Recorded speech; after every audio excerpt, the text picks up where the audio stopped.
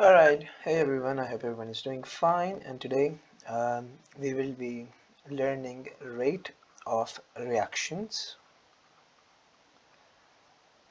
So, in this chapter, we basically discuss our factors on which rate of reactions are dependent and how to measure it. So, measuring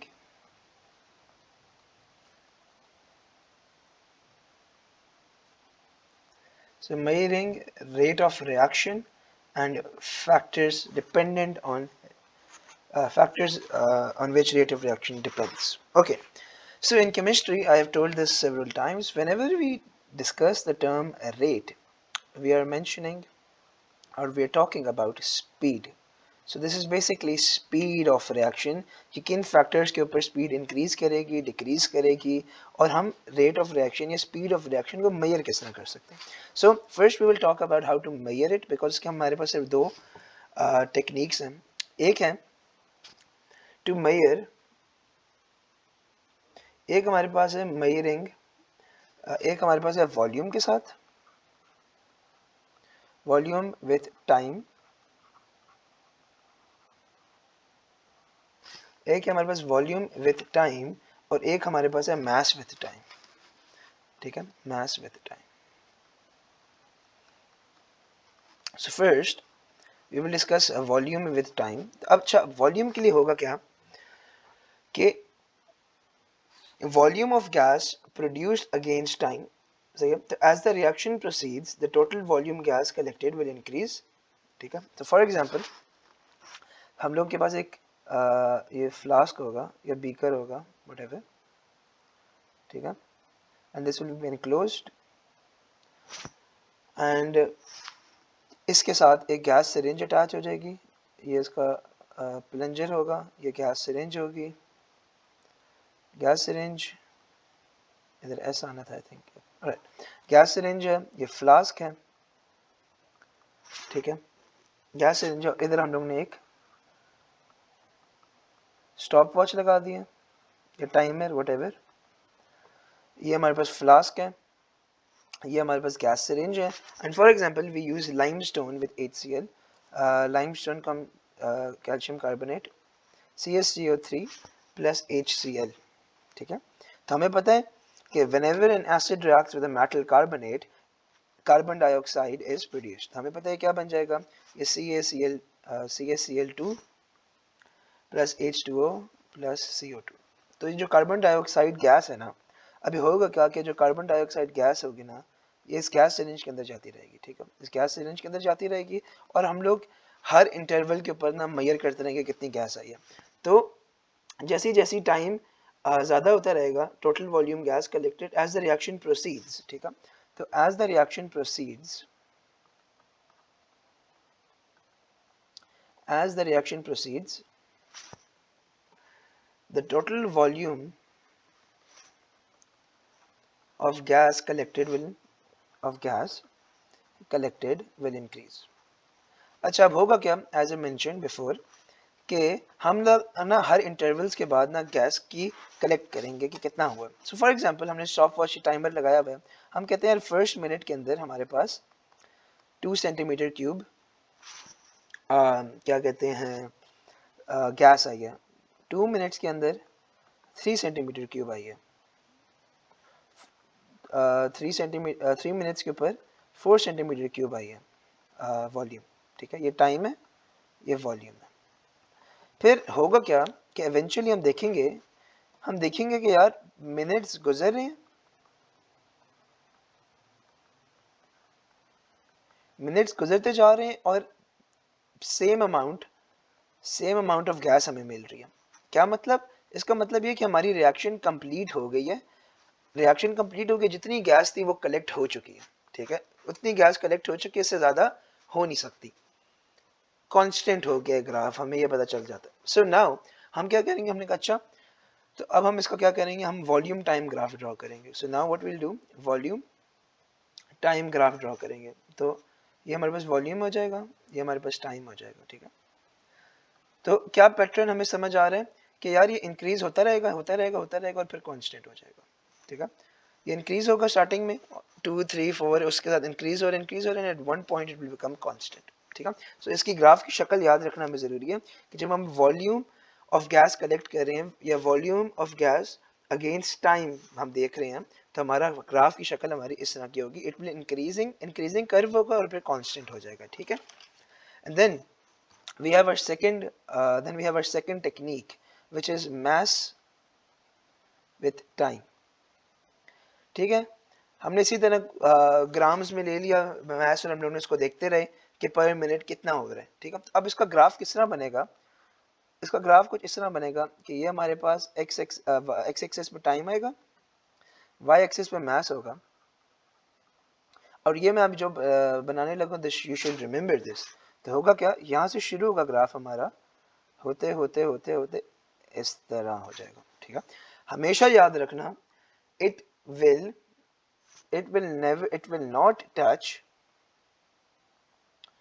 will not touch it की किसकी बात हो रही है? mass will not touch at zero, because zero पे हो नहीं सकता, कुछ ना कुछ तो mass रह जाएगी ना, कुछ ना कुछ mass तो रह ही जाएगी। ठीक है, तो it will not touch at zero।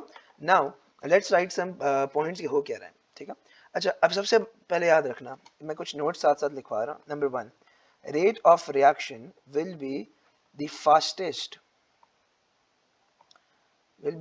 fastest at the start। क्यों? because more reactants will be there, more reactants will be present, more reactants will be present। ठीक है, ओके, ये तो हमें पता चल गया कि rate of reaction will be faster at the start of the reaction as more reactants will be present। अगली बात कि the gradient of the graph is steepest, the gradient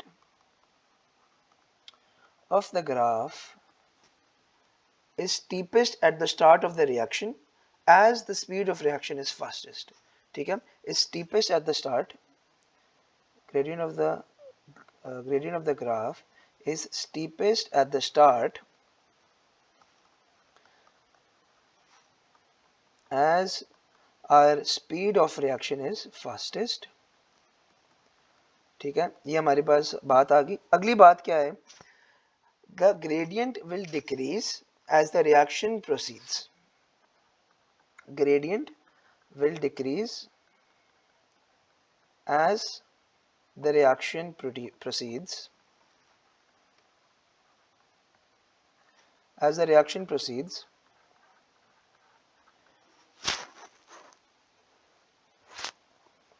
क्यों? as the reactants are used up,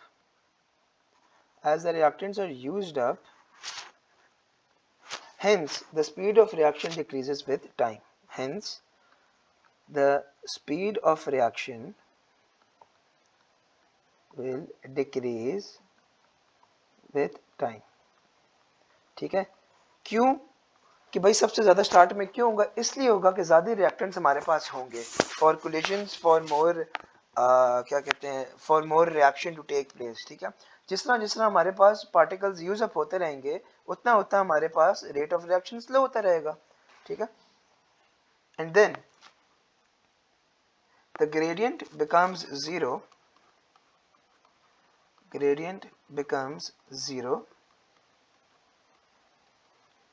eight for example हम कह रहे हैं 5 minutes. ठीक है, फॉर एग्जाम्पल हमने अभी कोई मार्किंग नहीं की, देख लो हमने ये हम लोग कर रहे थे। ठीक है, ये हमने बनाया मैथ्स विद टाइम। ठीक है, हमने अभी तक कोई मार्किंग इसमें नहीं की कि क्या हो रहा है क्या नहीं हो रहा है। ठीक है, we are just continuing it as it is. तो gradient become 0 at 5 minute as the reaction has stopped. ठीक है, तो होगा क्या, रिएक्शन स्टॉप हो जाएगा। तो as the reaction has stopped,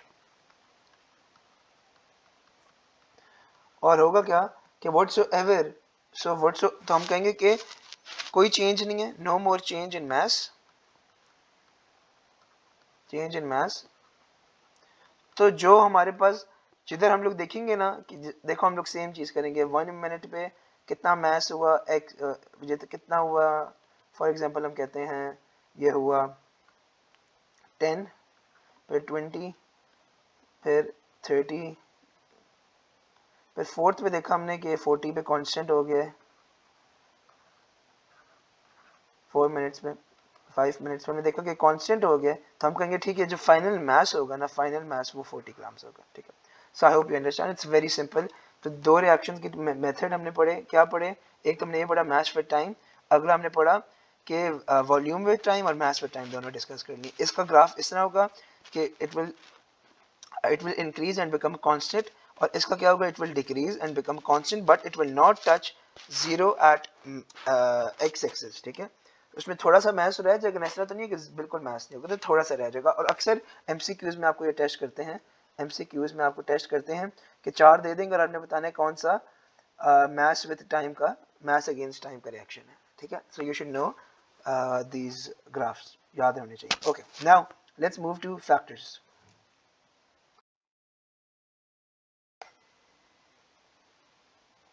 अच्छा, सो फैक्टर से स्टार्ट करने से पहले एक चीज मैं बताना भूल गया था, एक चीज मैं बताना भूल गया था।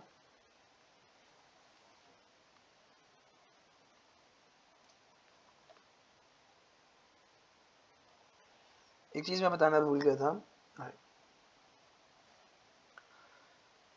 सो फैक्टर्स पे जाने से पहले मैं एक चीज बताना भूल गया था कि speed of reaction is inversely proportional to time taken, to time taken. क्या मतलब, मतलब ये कि जितना कम टाइम लेगा उतनी ज्यादा स्पीड ऑफ रिएक्शन होगा, ठीक है, और जितना ज्यादा टाइम लेगा उतनी कम स्पीड ऑफ रिएक्शन होगा, उतनी कम रेट ऑफ रिएक्शन होगा, सही है। सो rate of reaction is inversely proportional with time taken. Okay, now let's move on to the factors affecting the rate of reaction. Alright, so we have 5 factors जिसको हम लोग discuss करते हैं। Number 1 है हमारे पास concentration, नंबर 2 है हमारे पास size of reacting particle, then we have pressure, temperature,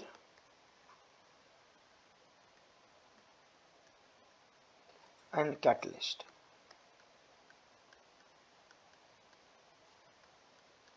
Alright, so let's start off. सबसे पहले concentration. Concentration क्या होगा कि alright, so increase in concentration of reactants, increase in concentration of reactants, the number of reactants per unit volume will increase. So the number of reactant particles per unit volume will increase, ठीक है। तो मैं आपको exam definition अभी लिखवा रहा हूँ, but आपको मैं पहले जल्दी से आम अल्फाज में समझा देता हूँ कि बेसिक अंडरस्टैंडिंग क्या है कि more the concentration rate of reaction will increase. किस तरह, मोर पार्टिकल्स होंगे तो मोर कोलिशंस होंगी, मोर कोलिशंस होंगी तो मोर इफेक्टिव कोलिशंस होंगे, मोर इफेक्टिव कोलिशंस आपको पता है कि जिसमें प्रोडक्ट बनता है, ठीक है। So increase in concentration of reactant, the number of reactant particles per unit volume increases. So इससे क्या होगा, the frequency of collision increases, the frequency of collision increases, which increases the likelihood of effective collisions,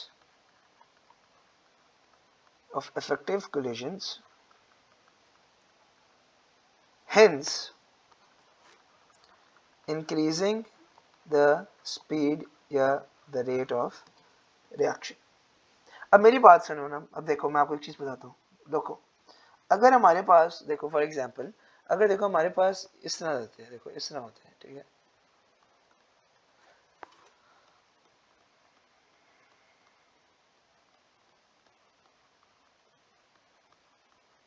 ठीक है, ये एक container होता है for example, ठीक है, और ये डिफरेंट कॉन्सेंट्रेशंस है, ठीक है। इसके अंदर क्या है, ये फर्स्ट वाला है और ये नंबर 2 है। फर्स्ट के अंदर क्या हो रहा है, नंबर ऑफ पार्टिकल्स क्या है, नंबर ऑफ पार्टिकल्स क्या है इसमें, कम है, तो कोलिजन्स किस तरह होंगी, कोलिजन्स क्या होंगी, कोलिजन्स भी कम होंगी, कोलिजन्स कम होंगी तो इफेक्टिव कोलिजन्स कम होंगी, इफेक्टिव कोलिजन्स कम होंगी तो अल्टीमेटली रेट ऑफ रिएक्शन भी कम होगा, डिक्रीज होगा। अब इसमें देखो, इसमें क्या होगा, पार्टिकल्स, नंबर ऑफ पार्टिकल्स कितने हैं, ज़्यादा हैं, तो कोलिजन्स कितनी होंगी, ज़्यादा होंगी। इफेक्टिव कोलिजन्स कितने होंगे, ज़्यादा होंगी। जब इफेक्टिव कोलिजन ज़्यादा होंगी, पार्टिकल्स पर यूनिट वॉल्यूम ज़्यादा होंगे, तो रेट ऑफ रिएक्शन भी इंक्रीज करेगा। सिंपल सी बात है। अच्छा, अब कॉन्सेंट्रेशन के अंदर एक फैक्टर है, आप लोगों ने मोल्स में पढ़ के आए होते हो कि लिमिटिंग और एक्सेस रिएक्टेंट्स होते हैं। मोल्स में हमने पढ़ा होता है स्टोइचियोमेट्री के अंदर लिमिटिंग और एक्सेस रिएक्टेंट्स होते हैं। और जब हम लोग लिमिटिंग रिएक्टेंट्स की डेफिनेशन लिखते थे ना, तो हम लोग क्या लिखते थे, हम लोग लिखते थे कि लिमिटिंग रिएक्टेंट्स, लिमिटेड रिएक्टेंट्स क्या है, दैट लिमिटिंग रिएक्टेंट्स क्या है, लिमिटिंग रिएक्टेंट्स क्या है कि the amount of product, the amount of product depends upon limiting reactant। हम पढ़ के आए हुए हैं कि यार the amount of reactant depends upon limiting reactant। तो अब होगा क्या, a very important note, very important note,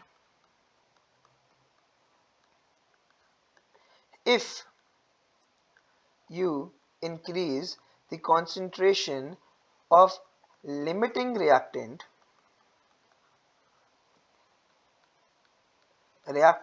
not only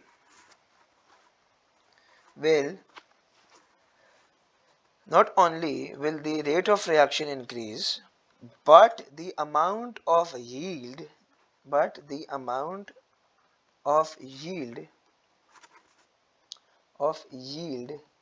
या product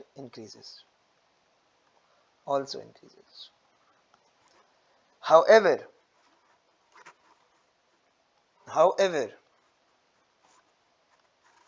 if you increase the concentration of excess reactant,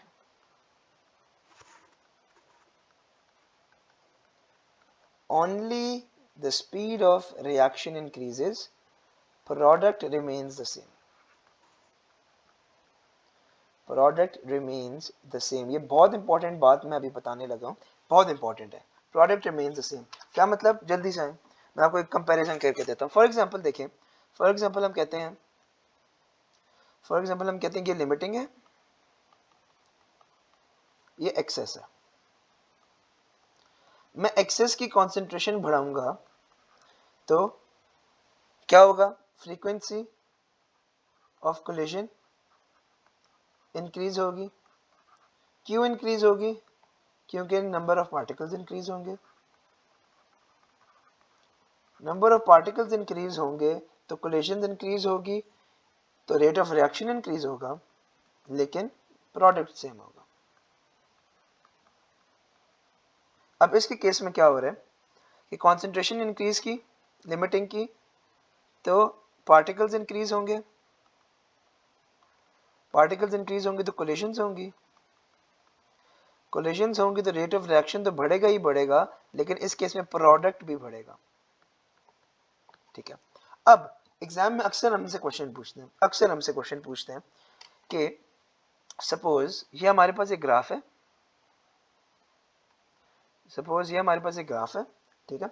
वो कहते हैं कि यार ये जो है ना, ये हमारे पास ए है, ठीक है, और ये है हमारी ओरिजिनल, ये हमारे पास ओरिजिनल, ठीक है। वो कहते हैं कि what happens if concentration of excess increases। अब क्या होगा, हमने ये बात अभी मैंने मैथ्स टाइम वॉल्यूम टाइम और मैथ्स टाइम में आपको मयरिंग में समझाई थी कि जितना स्टीपर ग्राफ होगा उतना ज़्यादा स्पीड ऑफ रिएक्शन होगा। तो हमें पता है कि हम लोग का ग्राफ स्टीप बनेगा, यहाँ से शुरू होगा। लेकिन लेकिन इधर क्या होगा, इधर एक गलती लोग करते हैं। इधर होगा क्या कि ये स्टीपर तो होगा लेकिन eventually it will become same product, और ये सेम होगा। तो ये बेसिकली होगा क्या, ये मुझसे गलत बन गया, एक मिनट। होगा क्या कि ये हमारे पास ओरिजिनल होगी ए और ये हमारे पास बी बनेगी, जो इससे थोड़ी सी स्टीपर होगी लेकिन इवेंचुअली में एक साथ ज्वाइन हो जाएगी। ठीक है, so this will be R B, और हम कहेंगे rate of reaction increases, products remains the same, remains same. ठीक है, अगला अगर उसने पूछ लिया, उसने कहा कि यार ये हमारे पास ग्राफ है, फिर से ये हमारे पास एक ओरिजिनल है, पता हो what happens if concentration of excess is decreased।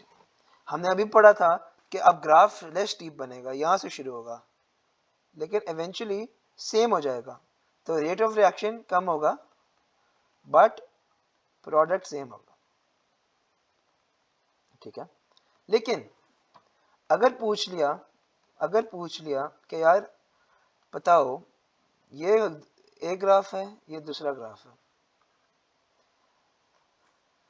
ये ओरिजिनल है, ये भी ओरिजिनल है। हमें कहा है अगर concentration of limiting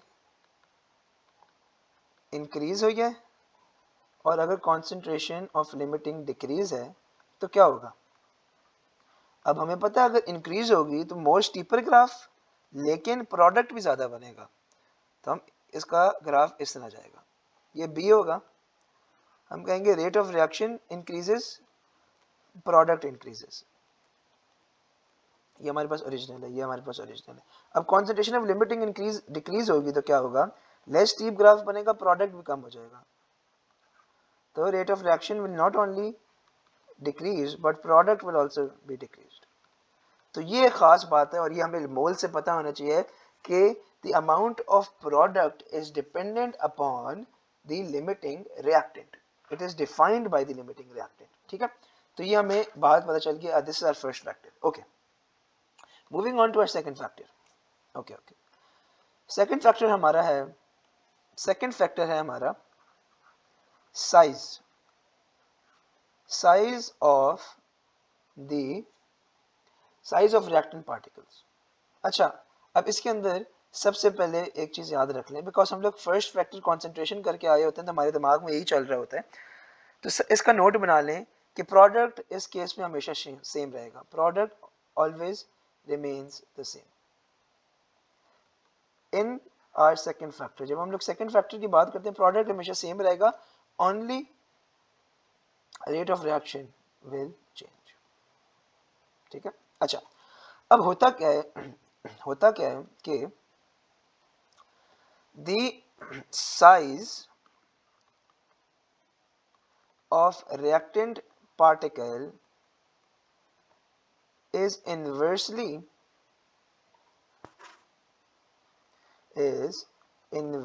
proportional to the rate of reaction, is inversely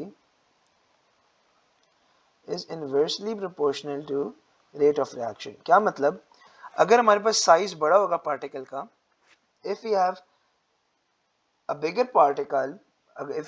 particle, rate of reaction कम होगा। ये क्यों, I'll explain। होता क्या है, देखो जब पार्टिकल साइज डिक्रीज होता है ना, when particle size decreases,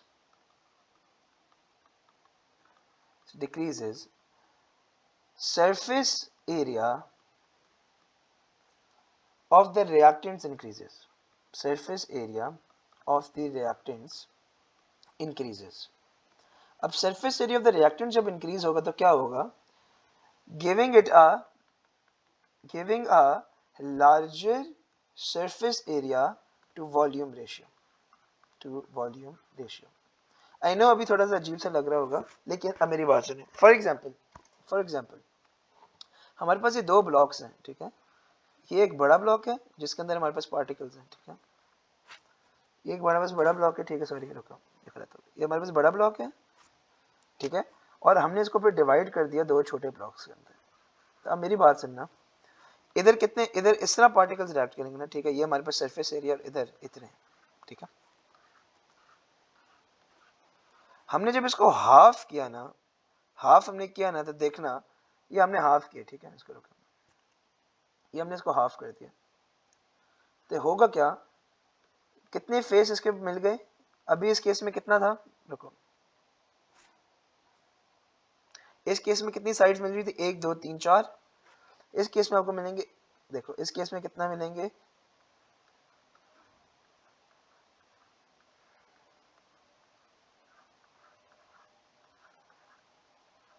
इस केस में आपको मिलेंगे 8 साइड्स। क्यों, जब हमने डिवीजन की ना, देखो जब हमने डिवीजन की ना, तो ये वाली जो अंदर वाली साइड थी, ये हमारी बाहर आउटर एरिया बन गया, और इधर भी रिएक्टेंट्स आ गए। You understand what I mean. इसलिए जब पार्टिकल साइज डिक्रीज होगा तो सरफेस एरिया रिएक्टेंट्स के लिए ज्यादा हो जाएगा, तो surface area to volume ratio ज्यादा हो जाएगा, ठीक है। So when particle size decreases, surface area of the reactants increases, ठीक है। अब होगा क्या, होगा क्या कि मोर सरफेस एरिया, होगा क्या कि more surface area are exposed for reactants, for reactant particles to collide। अब इससे क्या होगा, increasing the frequency of collision। जब frequency of collision बढ़ती है तो क्या होता है, हमें पता है frequency of collision बढ़ेगा, so more effective collision। जब effective collision होगा, so more effective collision, hence होगा क्या, स्पीड ऑफ रिएक्शन हमारा इंक्रीज हो जाएगा, स्पीड ऑफ रिएक्शन इंक्रीज हो जाता है। अब इसका हम ग्राफ बना के मैं आपको एक्सप्लेन करता हूँ, so आपको एक बेहतर आइडिया हो जाएगा। अब फॉर एग्जांपल देखो, फॉर एग्जांपल हमारे पास है large lump of limestone, for example large lump of anything, let's suppose हम कहते हैं लाइमस्टोन वर्सेस पाउडर फॉर्म। तो होगा क्या, इसका ग्राफ हमारे पास इस तरह का बनेगा, इसका ग्राफ हमारे पास किस तरह बनेगा कि अगर हम लोग वॉल्यूम टाइम ग्राफ देखेंगे, अगर हम लोग वॉल्यूम टाइम ग्राफ देखेंगे इसका, तो इसका इस तरह बनेगा। लार्ज लंप की बात कर रहा हूँ, तो लार्ज लंप का ये ए है, ये लार्ज लंप है, ठीक है। और पाउडर फॉर्म का किस, ओके, सो ये ए जो है हमारा लार्ज लंप होगा, और बी जो पाउडर फॉर्म होगा, इसके रेट ऑफ रिएक्शन होगा तो स्टीपर होगा, लेकिन इसका प्रोडक्ट सेम रहेगा, तो it will be steeper, but इसका प्रोडक्ट सेम हो जाएगा, ठीक है। The product will be the same. अब अगर हम लोग मास के साथ कंपेयर करें, अगर हम लोग मास के साथ कंपेयर करें, if we compare it with mass and time, तो होगा क्या, फॉर एग्जांपल ये हमारे पास है, फॉर एग्जांपल ये हमारे पास होगा ओरिजिनल, ये हमारे पास होगा original lump, and this will be our powder form। So more steep rate of reaction will increase, लेकिन प्रोडक्ट हमारे पास सेम रहेगा। जब हम लोग बात करेंगे ना, जब भी हम लोग बात करेंगे साइज ऑफ रिएक्टेंट पार्टिकल्स की, तो साइज ऑफ रिएक्टेंट पार्टिकल्स क्या है, they are, size of reactant particles क्या है, inverse of the rate of reaction. जितना बड़ा पार्टिकल साइज होगा उतनी स्लो रेट ऑफ रिएक्शन होगा, ठीक है। Now let's move on to our third factor. Alright, so next factor on which our rate of reaction is dependent, अब ये जो है ना, ये थोड़ा सा स्पेशल केस है। ये स्पेशल केस क्यों है? ये प्रेशर है, and pressure is only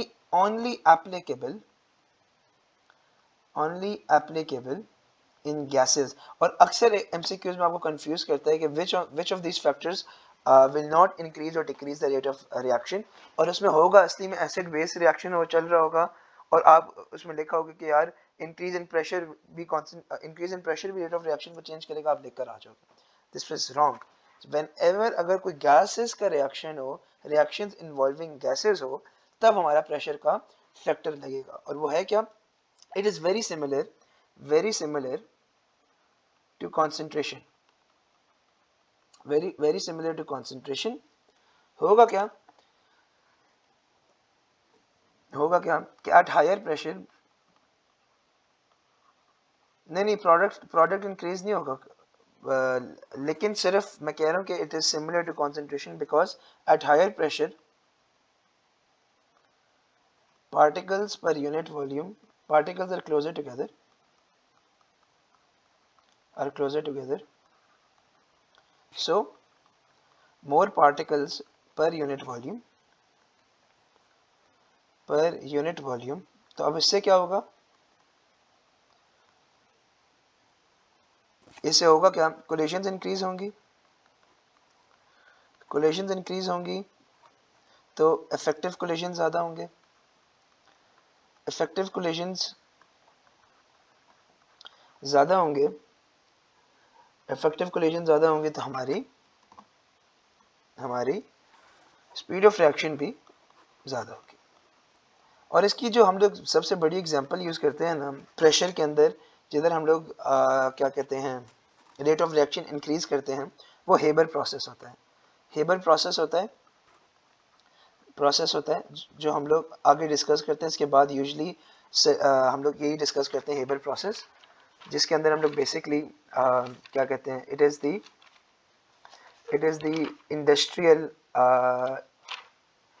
the industrial making of ammonia. ठीक है, एमोनिया गैस होती है हेबर प्रोसेस, बट ये इंडस्ट्रियल इसके अंदर हम लोग बनाते हैं, तभी इसके अंदर हम लोग को प्रेशर हाई यूज़ करते हैं, हम लोग 250 ATM यूज़ करते हैं, लेकिन ये भी कॉम्प्रोमाइज होता है, ये हम लोग बाद में डिस्कस करेंगे व्हेनेवर हम लोग उसके ऊपर पहुंचेंगे। सो अभी के लिए इतना पता होना चाहिए कि कि प्रेशर जो है it is very similar to concentration. At higher pressure particles are close together, so particles per unit volume increase हो जाते हैं, तो कोलिजन आदि होंगे तो इफेक्टिव कोलिजन आदि होंगे तो स्पीड ऑफ रिएक्शन इंक्रीज होगा। Okay, now the next factor जो है हमारे पास वो है टेम्परेचर। एंड वी नो, अच्छा टेम्परेचर से ना अक्सर आ जाता है कि यार व्हाट हैपेंस, हमें एक रिएक्शन देंगे, उसके बाद कहेंगे what happens if the temperature is increase और डिक्रीज, और ये अक्सर 3 मार्क्स का भी पूछ लेता है। तो ये 3 मुफ्त के मार्क्स होते हैं, बट जो मैं पॉइंट्स लिखवा रहा हूँ वो लिखना, क्योंकि हम लोगों को हम क्या कहेंगे, वैसे अभी मैं सिर्फ बेसिक अंडरस्टैंडिंग करा रहा हूँ, क्वेश्चन के लिए मैं अलग बताऊंगा। बेसिक अंडरस्टैंडिंग क्या है? बेसिक कि increase in temperature will increase the speed of reaction। ठीक है, अच्छा अब मैं आपको बताता हूँ किस तरह। देखिए, मैंने आपको पहले भी बताया था कि पार्टिकल्स जो है ना हमारे, मैंने लास्ट चैप्टर में हमने यही डिस्कशन की थी कि particles do not always collide with sufficient energy. ठीक है, to overcome the activation energy barrier ना, to overcome the activation energy barrier क्या? The minimum energy required to start a chemical reaction। तो अक्सर ना हमारे पास पार्टिकल्स ना इनसफिशिएंट कोलिजन करते हैं, इनको इतनी एनर्जी नहीं मिलती टू क्रॉस दी या to overcome the activation energy barrier. ठीक है, तो अब टेम्परेचर क्या करता है? तो टेम्परेचर क्या कहता है? क्वेश्चन का आंसर लिख रहा हूं मैं, क्वेश्चन का answer. When temperature increases, the particles move faster. The particles gain kinetic energy and move faster as their speed increases.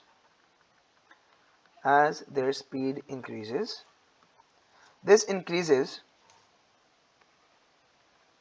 the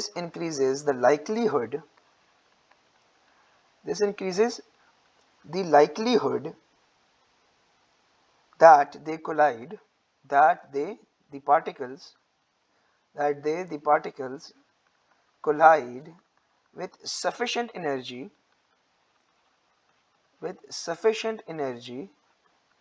to overcome the activation energy barrier. अगर आप लोगों ने मेरी लास्ट वीडियो देखी of energy changes, so you will know कि हम activation energy का ये एब्रिविएशन होता है EA. ओके, सो होगा क्या, अगर एग्जाम में आया ना, ये 3 मार्क में आपने ये लिख के आना है कि when temperature increases the particles gain kinetic energy and move faster as their speed increases. अब होगा क्या, जब फास्टर होंगे तो पार्टिकल्स आपस में एक दूसरे को कोलाइड करेंगे. जब कोलाइड करेंगे तो it will increase the likelihood that they collide with sufficient energy to overcome the activation barrier. ठीक है, effective collisions होंगी. effective हम तब कहते हैं जब sufficient energy से वो collide करें ताकि कोई product बन सके, क्या chemical reaction start कर सके, तो उसको हम effective collisions कहते हैं कि कुछ उसका result आ रहा है. तो ये हमारे पास आंसर है. और अगर इसमें आया कि अगर मैं टेम्परेचर डिक्रीज कर दे तो हम ऑपोजिट लिख लेंगे कि when the temperature decreases the particles loses there speed, they move slower, there speed decreases. This decreases the likelihood that they collide with sufficient energy to overcome the activation barrier, thus reducing the speed of reaction. इधर क्या होगा, thus increasing the speed of reaction. और अगर मैंने आपको जो अभी scenario बताया अगर डिक्रीज करना हो तो हम इसको ऑपोजिट लिख देंगे. ठीक है, alright. Now the last factor which we'll discuss in this chapter is catalysts. अच्छा, अगेन जो बायो वाले स्टूडेंट्स होंगे उन्होंने पढ़ा होगा एंजाइम्स के बारे में. Enzymes is are biological catalyst. हम बायोलॉजिकल कैटलिस्ट को भी डिस्कस करेंगे, बट हम first of all industrial catalyst पे बात करते हैं. अब कैटलिस्ट क्या होता है? अच्छा, कैटलिस्ट ना बड़े मजे की चीज होती है. बाकी जगह पे आपने देखा होगा कि हम लोग क्या कर रहे हैं, हम लोग टेम्परेचर या किसी चीज को इंक्रीज कर रहे हैं, हम क्या कहते हैं, हम सारी चीजों को इंक्रीज कर रहे हैं for speed of reaction to increase, right. Faster rate of reaction के लिए हम लोगों को टेम्परेचर इंक्रीज कर रहे हैं, प्रेशर इंक्रीज कर रहे हैं, हाँ साइज ऑफ पार्टिकल डिक्रीज कर रहे हैं, लेकिन मोस्टली मोर और लेस हम ये कर रहे हैं. अब कैटलिस्ट क्या करता है? अब कैटलिस्ट होता क्या, पहले वो बताता हूँ. तो catalyst is a substance that remains chemically unchanged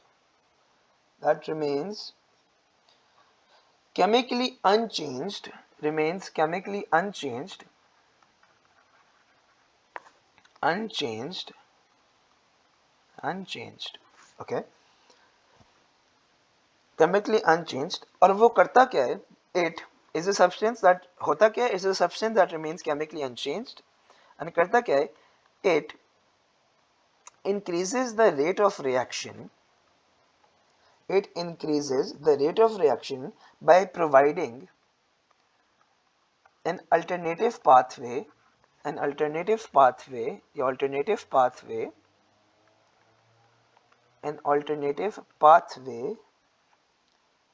with a lower activation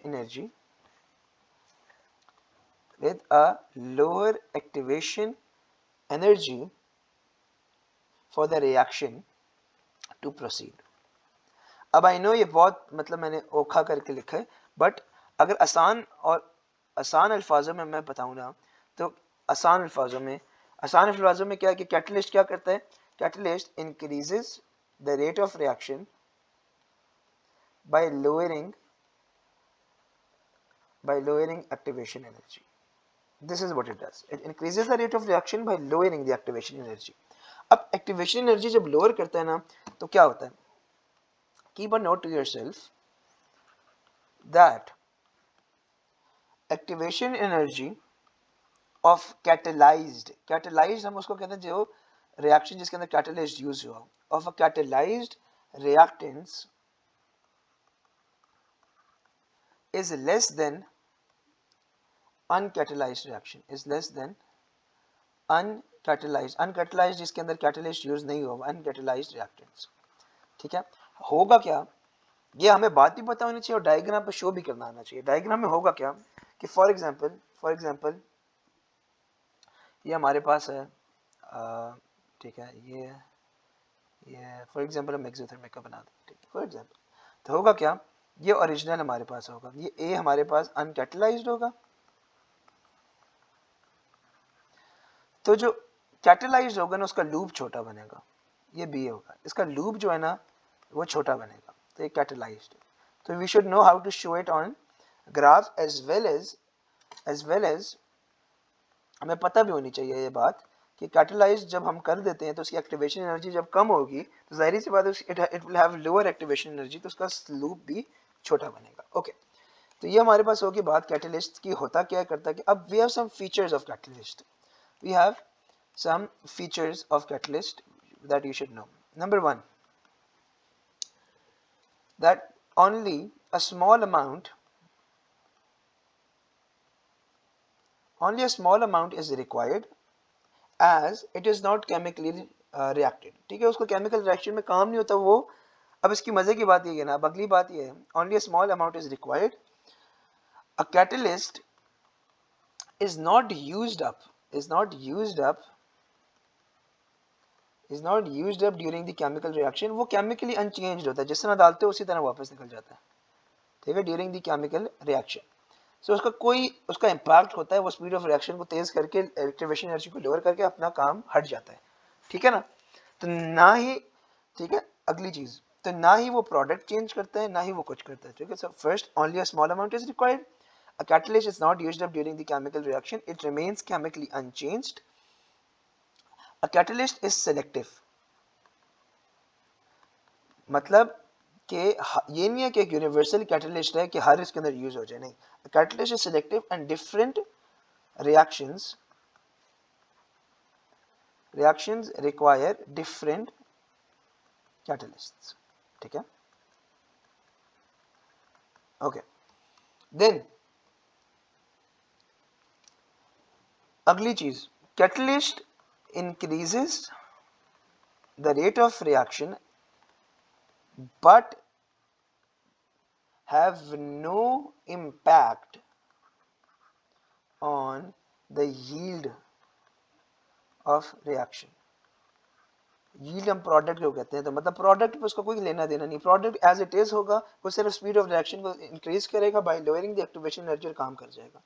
okay, and usually जो है ना ये कैटलिस्ट होते हैं ट्रांजिशन एलिमेंट्स, ट्रांजिशन मेटल्स जो होते हैं ना, ट्रांजिशन मेटल कंपाउंड्स जो होते हैं, ट्रांजिशन मेटल कंपाउंड्स हम यूजुअली वो यूज करते हैं, ठीक है।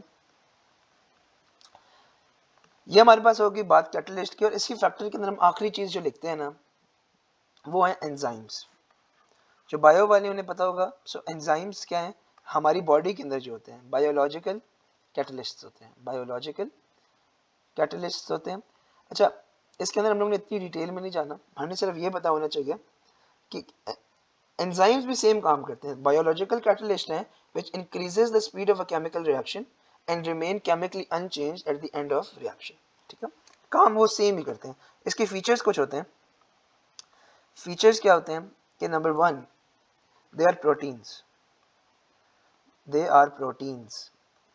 ठीक है, वो प्रोटीन्स होते हैं।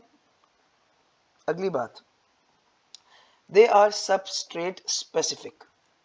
आई नो ये वर्ड बहुत अजीब सा लग रहा होता है कि एंजाइम्स आर सबस्ट्रेट स्पेसिफिक, क्या मतलब, जो हमने ऊपर बात की थी वही मतलब है कि different reactions require different enzyme, different reactions require different catalyst.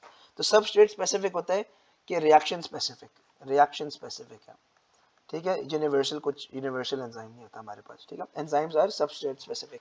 अगली चीज जो इसके अंदर एक स्पेशल फीचर होता है कि enzymes are sensitive to temperature change, क्या मतलब इसका कि उनके पास ना, एंजाइम्स के पास बहुत लिमिटेड, बहुत नैरो रेंज ऑफ टेम्परेचर होता है, नैरो रेंज ऑफ टेम्परेचर होता है जिसके अंदर वो काम करते हैं। अगर उस रेंज को एक्सीड कर दिया जाए, इफ रेंज इज एक्सीडेड, वो डीनेचर हो जाते हैं, डीनेचर हो जाते हैं, एंजाइम डीनेचर हो जाते हैं, ख़राब हो जाते हैं। अगली, और enzymes are not only sensitive to temperature, अगला पॉइंट है कि enzymes are pH sensitive, pH sensitive as well. क्या मतलब कि वो एक नैरो रेंज ऑफ पीएच के अंदर काम करते हैं, नैरो रेंज ऑफ पीएच के अंदर काम करते हैं, और अगर एक्सीड हो जाए रेंज तो एंजाइम्स डीनेचर हो जाते हैं।